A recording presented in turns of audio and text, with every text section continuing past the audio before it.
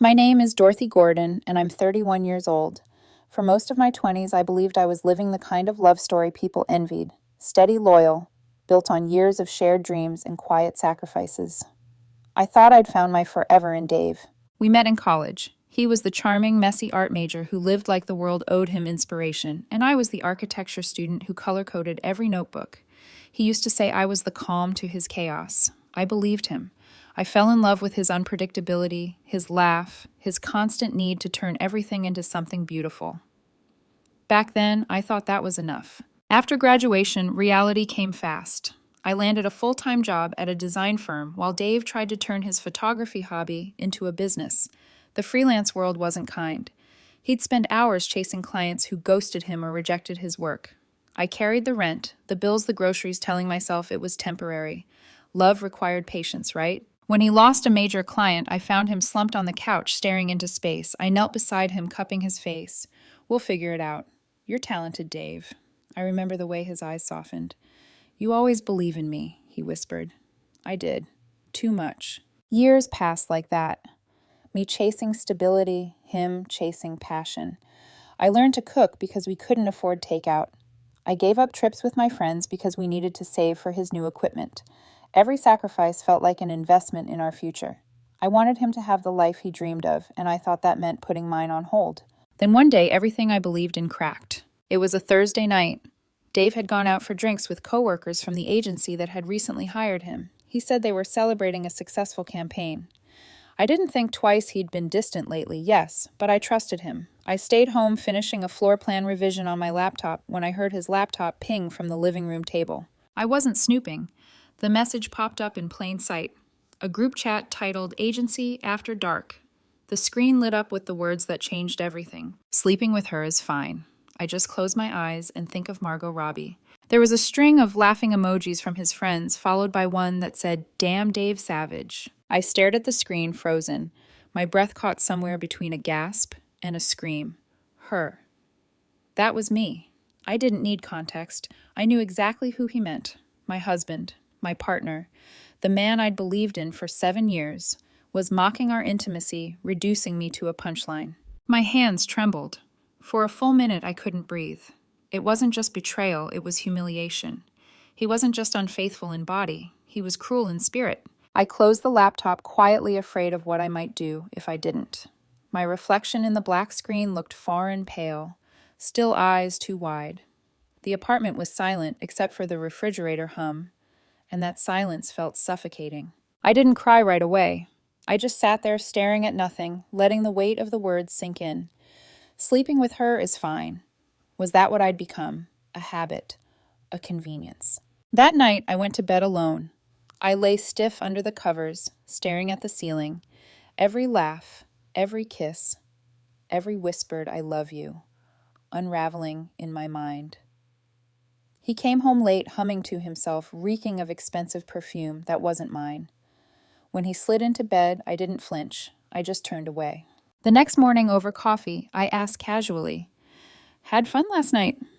He grinned. "Yeah, just the team. You know how it is." I smiled faintly, pretending nothing was wrong. "Sure." And in that instant, something inside me shifted. I didn't confront him. I didn't throw a mug or demand an apology. I decided something far worse. I decided to stop trying. From that day on, I stopped reaching for him. No hugs when he came home. No. Good morning kisses. No soft touches while passing in the hallway. I spoke only when necessary. I was polite, calm, detached. I became invisible in my own home. Part of me expected him to notice, to ask what was wrong, to care. But days turned into weeks, and he didn't. If anything, he seemed relieved. He spent more time at late meetings, came home smelling of cologne that didn't belong to him. Once his phone buzzed on the counter while he showered. I didn't touch it, but the name flashing across the screen, Madison Hale, was burned into my memory. I'd heard him mention her before, his creative partner. I started seeing patterns I'd ignored.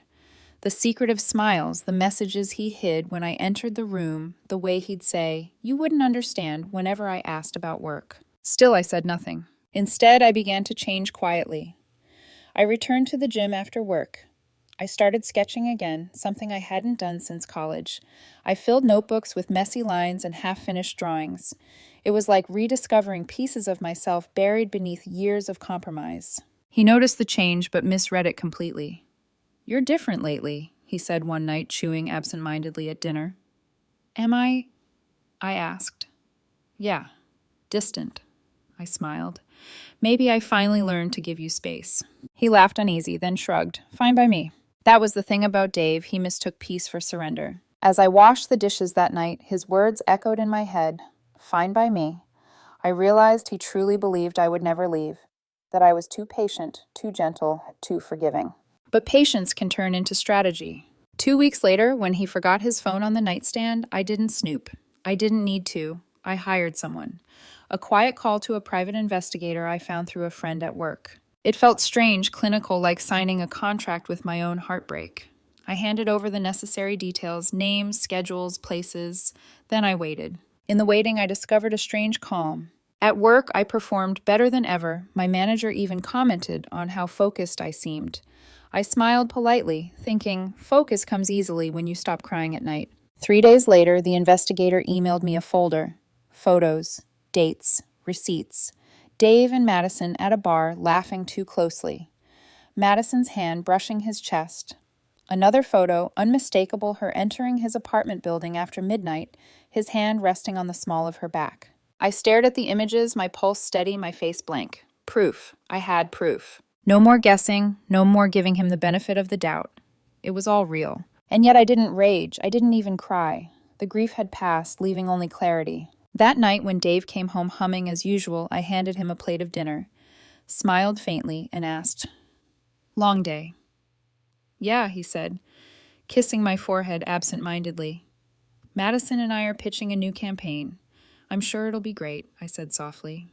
He didn't notice the double meaning. When he turned away, I watched him with detached fascination, like studying a stranger wearing my husband's face. In that moment, I made a promise to myself. I wouldn't scream, I wouldn't beg, I wouldn't give him the satisfaction of seeing my pain. He had no idea the woman standing in front of him was no longer his wife, but his quietest, most dangerous mistake. Dave used to fill the apartment with noise humming while he cooked, drumming on countertops, narrating his thoughts aloud. Now the silence between us was almost sacred, a living, breathing thing. I fed it daily. I didn't pick fights, I didn't ask questions, I let him believe he was free. In truth, I was watching. Morning routines became mechanical. He'd grab his coffee scroll through his phone, kiss my cheek without looking up. I'd murmur, "Have a good day," and go back to my cereal, pretending not to notice the faint whiff of women's perfume clinging to his shirt, floral sharp, the kind of scent I'd never wear. One Saturday, he said he was meeting the team to brainstorm. He came home at midnight smelling of wine and laughter that wasn't mine. I sat by the window, sketching in my notebook under the soft hum of the city. When he stumbled in smiling like a boy who'd just discovered a secret, he didn't notice my eyes on him. "Hey, still up?" he asked. "Couldn't sleep," I said calmly. "Long night." He blinked. "Yeah, work stuff." I nodded, flipping a page in my sketchbook. Must have been productive. He hesitated, then mumbled something about deadlines before slipping into the bedroom. When the door closed, I allowed myself a single smile, not of happiness, but of certainty. Lies always left fingerprints. You just had to look long enough. Over the next few weeks, I observed his patterns. The way he'd angle his phone away, the way his eyes lit up when Madison texted. I caught the reflection of her name once glowing across his screen like a taunt. It was almost theatrical, the affair blooming in plain sight. But I didn't explode. I became invisible instead. Detached, composed. My silence confused him, then frustrated him. He started throwing small jabs at dinner about how distant I'd become or how the house felt cold. "You used to laugh more," he said one evening, swirling his wine. "You used to come home earlier," I replied. The words landed like a stone between us. He looked up startled. I didn't break eye contact. He looked away first. I wasn't trying to win an argument. I was training him to feel the emptiness he'd created. In the quiet hours after midnight, I'd sit alone on the couch, scrolling through the PI's reports on my phone. Pictures, timestamps, receipts. Dave and Madison smiling in a dimly lit restaurant. Her head on his shoulder outside a gallery. Him buying her a silver bracelet identical to one I'd once admired, except now it was on another woman's wrist. Each new piece of evidence dulled my pain and sharpened my resolve. I began organizing it neatly in folders. Digital. Physical. I even printed the photos, labeling them chronologically like an architect drafting the blueprint of her own liberation. The irony wasn't lost on me. I used to design buildings that wouldn't collapse. Now I was preparing for the demolition of my marriage. At work, I became someone else, poised, efficient, unshakable. My manager noticed. "Dorothy, whatever you're doing differently, keep it up. You're glowing lately." I smiled politely. Maybe I just stopped apologizing for things that aren't my fault. Dave noticed too, though, for the wrong reasons. "You've been dressing up more," he said one morning, eyeing the tailored blouse and heels. "Do I need a reason?" I asked, buttoning my sleeve. He shrugged, smirking. "Trying to impress someone, just myself." That line silenced him more effectively than any accusation could. By the time autumn arrived, my patience had calcified into control. I wasn't angry anymore. I was calculating. One night I was half asleep when Dave stumbled into bed and whispered, "You okay?" "Yes," I answered flatly. "Are you?" He paused, confused. "Why wouldn't I be?" "Because sometimes people pretend everything's fine when they're lying to themselves." He laughed it off. "You sound like a therapist." "Maybe I've been taking notes," I murmured. He fell asleep. I didn't. I lay there listening to his shallow breathing, wondering how long it would take for his little world to crumble.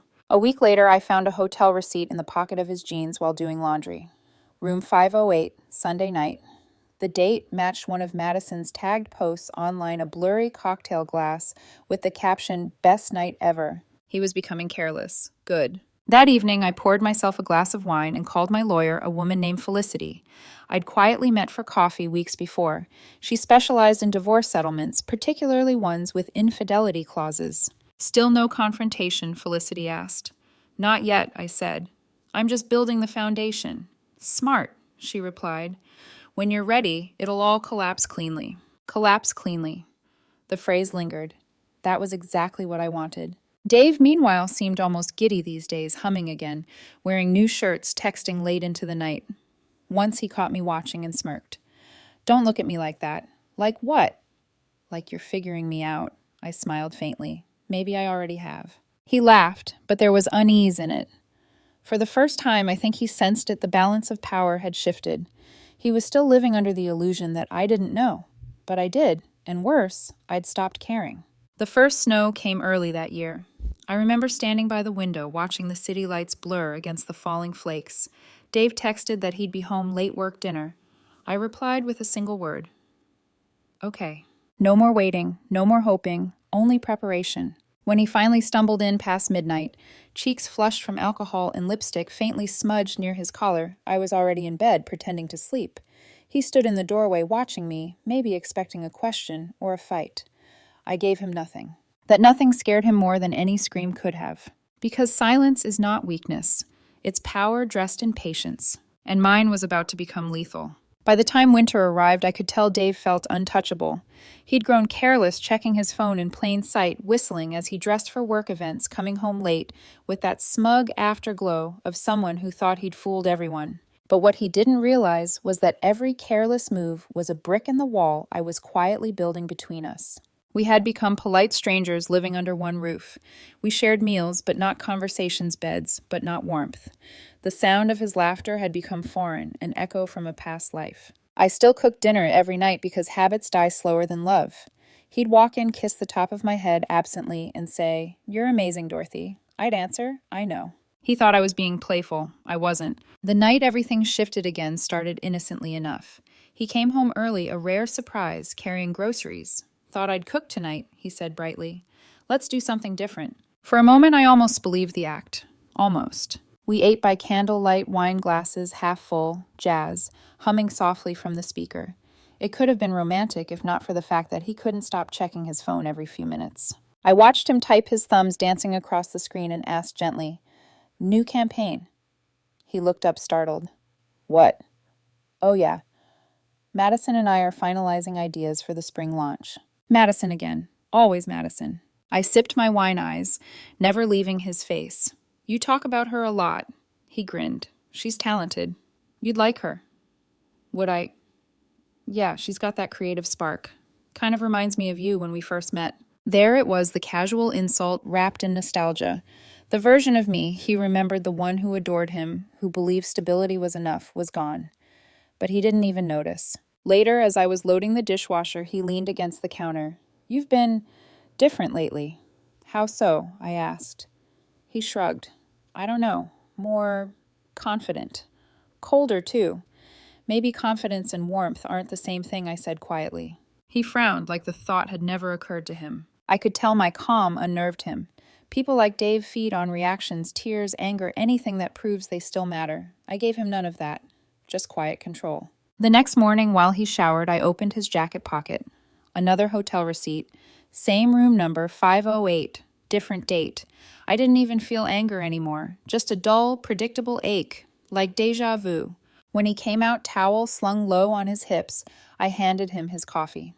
"You're meeting Madison again today?" I asked casually. He froze for a split second before forcing a smile. "Yeah. Big presentation." "Of course," I said, then leaned in, brushing a speck of lint off his shirt.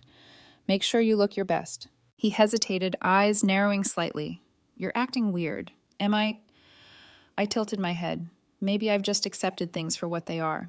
He didn't ask what that meant. Maybe he didn't want to know. That evening I called Felicity again. "My lawyer." "It's time," I said simply. Her tone sharpened. "You have enough proof, more than enough. Then let's prepare." I spent the next week assembling the evidence, printing photos, organizing dates, pairing receipts with timestamps from his messages. The folder was heavy when I slid it across Felicity's desk. She flipped through it, slowly nodding. "This is airtight, Dorothy. The infidelity clause will hold." "I don't want revenge," I said quietly. "I just want my life back." She smiled faintly. "You're getting both." When I got home that night, Dave was sprawled on the couch, watching a movie. "Hey, babe," he said lazily. "Pizza's on the way."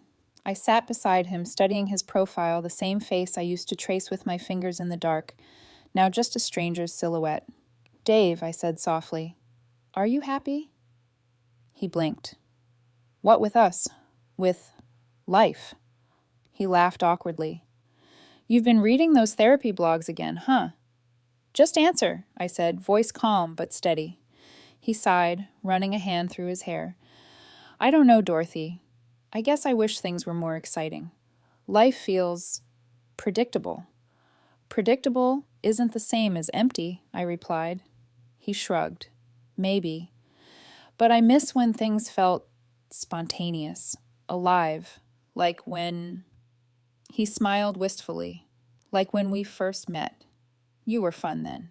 I smiled too, though mine was sharper. "And now I'm what convenient." He frowned. "You're twisting things." "No," I said softly. "I'm just hearing you clearly for the first time." The silence stretched long between us, thick and heavy. Finally, he stood up, muttering, "I'm going to bed." When he was gone, I exhaled slowly and whispered into the empty room, "So am I, just not with you." That night, I packed a small suitcase, not to leave, but to prepare. I gathered important documents, personal items, things I'd need when the storm hit. The next morning, I left early for work and stopped by the bank, moved part of our joint savings into my own account, legally protected under the prenup. When I returned home that evening, Dave greeted me with a smirk. "Big day." "You have no idea," I said, slipping off my coat. 2 days later, he announced casually over breakfast, Madison and I might travel for a shoot next month. Just the two of us. Bali. I looked up from my coffee, expression unreadable. "Sounds fun." He blinked, caught off guard by my lack of reaction. "You're okay with that?" "Of course," I said, smiling faintly. "You should go. You've earned it." The satisfaction in his face was almost pitiful. He mistook permission for power. That night, I stood by the bedroom window, watching the reflection of the city lights ripple across the glass.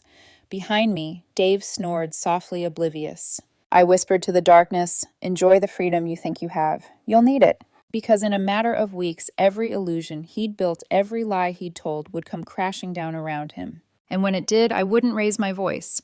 I'd just stand still and let the silence finish what I started. The morning I filed for divorce, the sky was gray, soft drizzle coating the city in silver light. I remember thinking it looked like the world was washing itself clean. Maybe in a way I was too. I walked into Felicity's office with the calm of someone who had rehearsed every step. The folder of evidence, photos, receipts, messages was neatly bound. Felicity skimmed through them once more, nodding. "He doesn't stand a chance," she said. I don't want him to lose everything, I replied. I just want what's fair. She gave me a knowing look. Dorothy, you've been fair long enough. By that evening, the papers were filed. Dave didn't even know yet. He thought he still had time, that he still controlled the rhythm of our lives. That illusion shattered the next day at noon. I'll never forget the look on his face when a courier delivered the thick envelope to his office. He called me minutes later, voice trembling with disbelief. What is this? He demanded. Legal paperwork, I said calmly. You'll want to read it carefully. You filed for divorce. Yes. You're serious. I've never been more serious. There was silence on the other end, followed by a brittle laugh. You can't just, Dorothy, we can fix this. Can we? I asked quietly. Tell me how. He didn't answer. That night he came home furious. You blindsided me, he shouted, slamming the door so hard the frame rattled. I gave you every chance to be honest, I said, my tone even. You chose lies instead. He rubbed his face, pacing. This is insane. You think you can just walk away and take everything? I met his eyes. No, I don't think I can. I know I can. The prenup says so. His jaw tightened. You're bluffing. Check your email. He did. I watched the color drain from his face as he opened the digital copies Felicity had sent every timestamp, every photograph, every receipt, every message to Madison. The clause was clear: infidelity forfeited shared assets. He sank onto the couch, hands gripping his hair. You had someone follow me. I had someone tell me the truth, I replied. For a long moment he said nothing. The only sound was the steady tick of the kitchen clock. Then he muttered, I never thought you'd actually do it. That's the problem, Dave, I said softly. You never thought I would do anything. After that night, everything moved fast. His lawyer called mine. The negotiations were brief. The proof was overwhelming. I kept the house, my savings, my car. He was left scrambling for a place to stay. For the first time in years, I felt light. Not happy, not yet, but free. He moved in with Madison a week later. I expected that. They posted pictures online, smiling selfies, captions about new beginnings. Mutual friends sent me screenshots waiting for my reaction. I had none. Let them play house, I thought. Let them believe love can grow in soil, fertilized by betrayal. For a while I disappeared into routine, work, gym, sleep. My life became quiet again, but this time the silence belonged to me. Then the cracks began to show. It started with a rumor from an old coworker of his. Hey, did you hear Dave and Madison got fired? Office romance went public. I smiled faintly. No, I hadn't. Then came whispers that Madison had been flirting with a client behind his back. Soon after she dumped him, moved out overnight, left him with overdue rent and a pile of unpaid bills. Karma, it seemed, had a sense of timing. One evening, as I was watering the plants on the balcony, I got a text from an unknown number. Dave, I made a mistake. I didn't respond. 2 days later, another one. Madison's gone. She used me. You were right. Still nothing from me. He called once, twice, 3 times. I silenced each ring.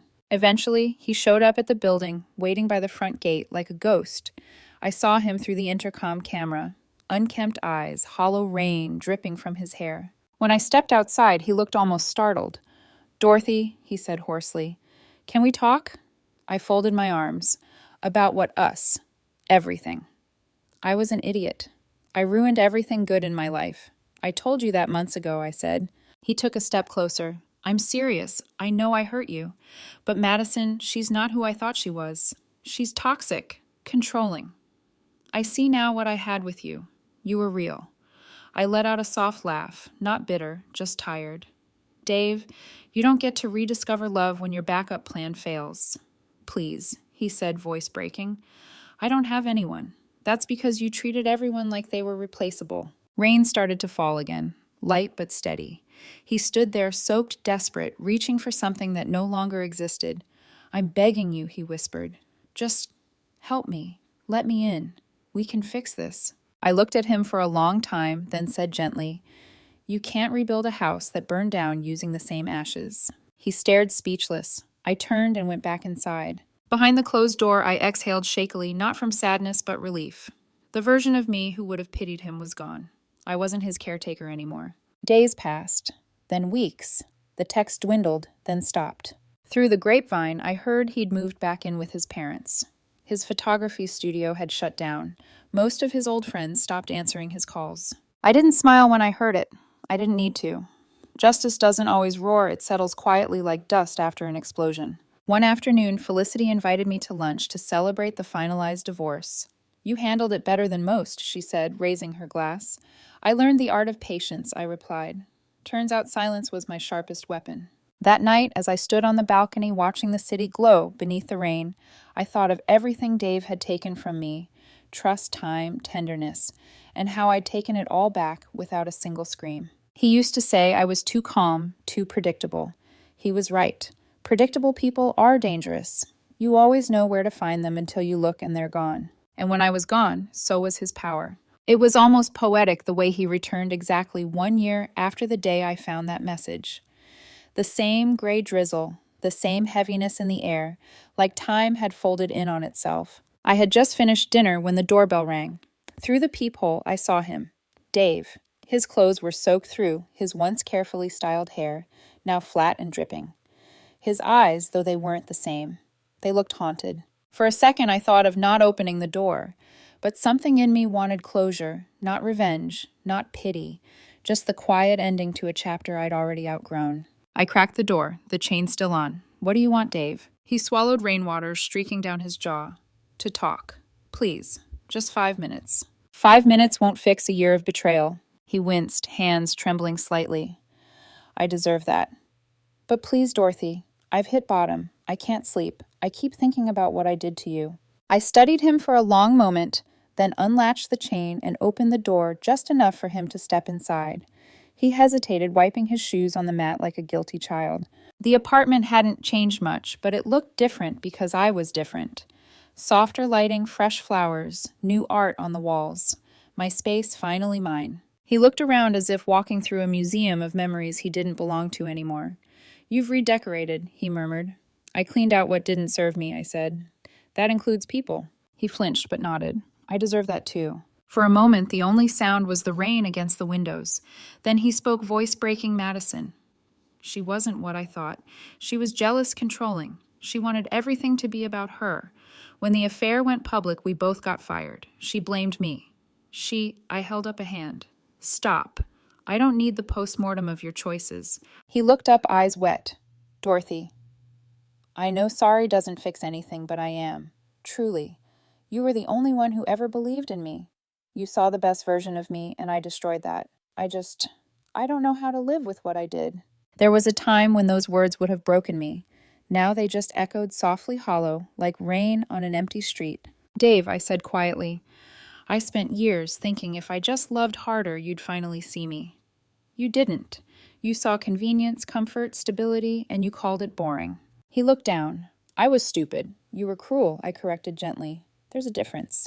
He took a shaky breath. Can we at least start over? Not as husband and wife, just as people, maybe friends. I smiled faintly, sadness threading through it. You can't be friends with someone you once broke on purpose. He rubbed his face, frustration and grief mixing in his expression. I've lost everything, Dorothy. My job, my friends, my reputation. Please, I have nothing. I studied him carefully. You still have the one thing I gave you at the end, Dave. He frowned. What's that, consequences? The silence that followed was deep, almost kind. He nodded, slowly defeated. You really are different now. I had to be, I said. You taught me that peace isn't something people give you. It's something you build after they've burned everything down. He stood there for another moment, waiting for something that would never come, a flicker of forgiveness maybe, or the softness I used to wear like perfume. But I had none left for him. Finally, he whispered, Goodbye, Dorothy. Goodbye, I said, and thank you. He looked confused. For what? For teaching me the power of leaving quietly. He blinked, eyes glossy, then turned and walked out into the rain. I closed the door behind him and didn't watch him go. For a long while, I stood in the stillness of the apartment, listening to the faint hum of the city beyond the glass. I should have felt vindicated, but instead I felt calm, empty in the best possible way. Weeks later, a friend invited me to a wedding. Jake, an old colleague we both used to know. I almost didn't go, but something in me wanted to mark the end properly, surrounded by laughter, instead of regret. I arrived in a pale blue dress hair, pinned neatly, my heart light. Halfway through the reception, I caught sight of him across the room. Dave. Alone. No Madison this time, no spark in his eyes. Just a man watching a world that had already moved on without him. He approached hesitantly during dinner. You look Incredible, he said. Thank you, I replied. You look present. He chuckled weakly. I deserve that. Before I could respond, someone called my name. Ryan Tall Kind Eyes. The man I'd met at my art workshop months ago. He walked up, slipped an arm gently around my waist. Everything okay? I smiled. Perfect. Dave's gaze flickered between us. You found someone. I found myself, I corrected. He just happens to fit into that. Ryan offered his hand to Dave. Nice to meet you, man. Dave hesitated, then shook it. You too. As Ryan guided me back to the dance floor, the band started playing a soft acoustic song, something old and tender. I leaned into his chest, my head resting against his shoulder. I could feel Dave's eyes on me from across the room, but for once I didn't feel the weight of them. He taught me what love shouldn't be, and in doing so made space for what it could become. As the music swelled, I closed my eyes, not to escape this time, but to remember it. The warmth, the quiet safety, the peace that didn't demand suffering first. I whispered to myself, almost like a prayer, never again. And for the first time in a long time, I believed it.